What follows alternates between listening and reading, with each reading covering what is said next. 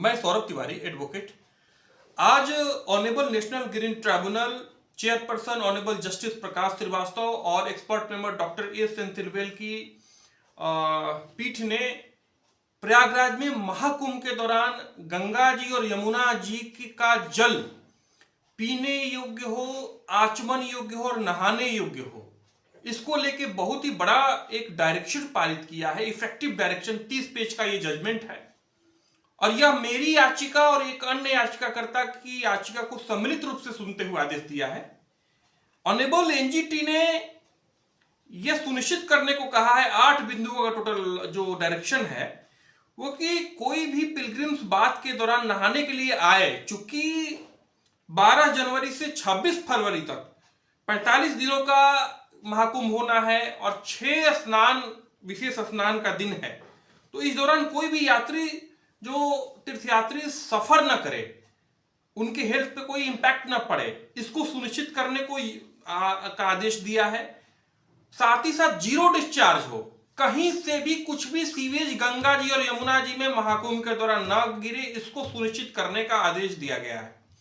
साथ ही central pollution control board और उत्तर प्रदेश प्रदूषण नियंत्रण बोर्ड, इन दोनों को आदेश दिया गया है कि कम से कम हफ्ते में 2 बार आप सैंपल विभिन्न लोकेशनों पे सैंपल लेंगे वाटर का, और डुप्लीकेसी को अवॉइड करेंगे, ऐसा साफ तौर पे डायरेक्शन में लिखा हुआ है। और जो स्टेशन है, जो अलग अलग पॉइंट हैं सैंपल लेने के, उसको आप बढ़ाएंगे विभिन्न बिंदुओं पे। साथ ही साथ जो फोर्टनाइटली पाक्षिक तौर पे सारा रिपोर्ट यूपीपीसीबी सीपीसीबी ये दोनों लोग को भेजना होगा registrar general national honourable national green tribunal को, ताकि उसका एनालिसिस हो। अगर महाकुंभ के दौरान ये लगेगा कि गंगा जल की शुद्धता, यमुना जल की शुद्धता उस नहीं है और आचमन योग्य पानी नहीं है, नहाने योग्य नहीं है, तो ऑनरेबल नेशनल ग्रीन ट्राइब्यूनल उसको कंसीडर करेगा उसके दौरान। साथ ही साथ यूपीपीसीबी और सीपीसीबी को डायरेक्शन दिया गया है कि वो उसको सारे रिपोर्ट जो भी होंगे उनको ऑनलाइन अपलोड अपने अपने वेबसाइट पे करना होगा। साथ ही में पोस्ट मेला मैनेजमेंट, जो भी एसटीपी के से स्लज होंगे, जो भी वेस्ट मटेरियल होंगे, उनका इन्वायरमेंटल नॉर्म्स के तहत डिस्पोजल हो। इसके बाद फाइनली यूपीपीसीबी और सीपीसीबी को डायरेक्शन दिया गया है कि वो 31 जनवरी 2025 और 28 फरवरी 2025 को कंप्लायंस का पूरा स्टेटस रिपोर्ट फाइल करेंगे।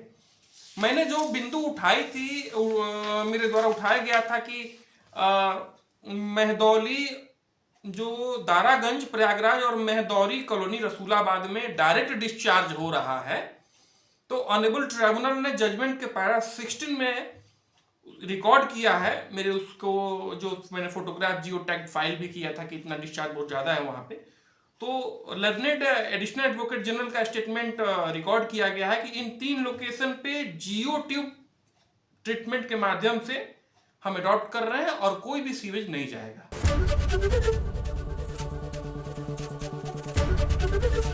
एबीपी गंगा, खबर आपकी, जुबान आपकी।